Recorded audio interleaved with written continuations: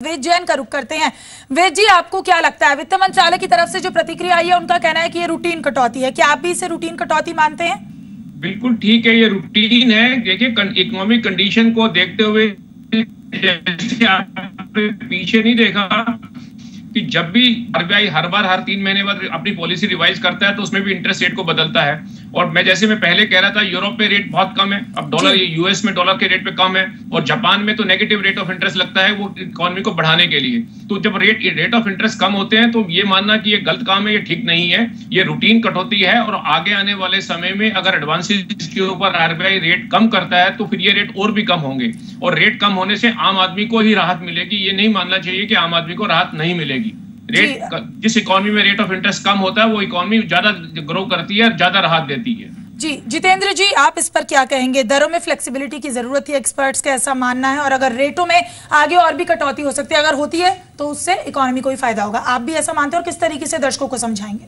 देखिए, सबसे पहले तो ये जो डिस्पैरिटी है इसकी वजह से एक आर्बिट्राज अपॉर्चुनिटी भी कहीं ना कहीं प्रेजेंट होती है कि अगर आपकी इंटरेस्ट रेट कम हो रहे हैं, कॉस्ट ऑफ बोरोइंग कम हो रही है, और सरकार अगर सेविंग स्कीम की दरों को अगर बहुत ज़्यादा रखेगी तो वो जो आर्बिट्राज अपॉर्चुनिटी होगी वो प्रोड्यूस हो जाएगी।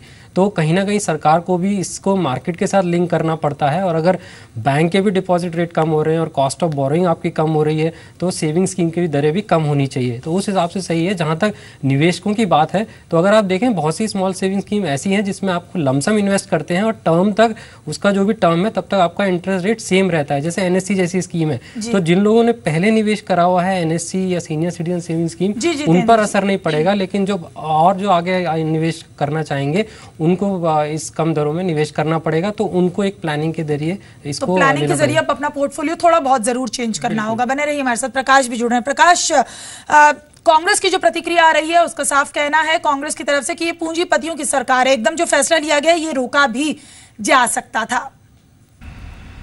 जी बिल्कुल, और अभी जो फाइनेंस मिनिस्ट्री की तरफ से हमारे पास खबर आ रही है, हालांकि ऑफिशियल बयान नहीं है, सोर्सेस के हिसाब से खबर आ रही है, फाइनेंस मिनिस्ट्री की तरफ से ये बताया जा रहा है कि इसमें बहुत ज़्यादा पैनिक होने की ज़रूरत नहीं है, और ऐसा नहीं है कि अनएक्सपेक्टेड था कि हर साल 15 मार्च के आसपास इसकी घोषणा की जाती है। आज हमने 18 तारीख को किया है, और फाइनेंस मिनिस्ट्री की तरफ से ये भी बयान आ रहा है सोर्सेज के हिसाब से कि बैंकों में जिस तरह की सिचुएशन अभी क्रिएट हुई है, हम बैंक पे ज़्यादा दबाव नहीं डालना चाहते थे। इन्फ्लेशन कम हुआ है, बहुत सारे जो इंटरेस्ट रेट्स हैं उसको मार्केट के साथ लिंक किया है और उसकी कोशिश की जा रही है। गवर्नमेंट सिक्योरिटीज़ के जो रेट्स हैं वो भी कम हुए हैं, तो उसके जो डिपॉजिट्स पे रेट्स हैं उसको कम्पिटिटिव बनाने के लिए इस तरह की कोशिश की जा रही है।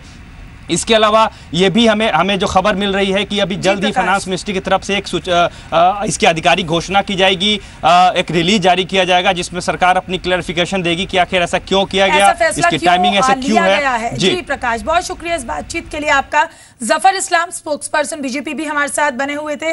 जफर, आपका भी बहुत बहुत शुक्रिया। और हमारे साथ वेद जैन बने हुए थे। वेद जी, आपका भी शुक्रिया। जितेंद्र सोलंकी जी, फाइनेंशियल एक्सपर्ट, स्टूडियो में लगातार बने रहे, इस बड़ी खबर पर हमें तमाम उन्होंने जानकारी दी। आपका भी बहुत बहुत शुक्रिया।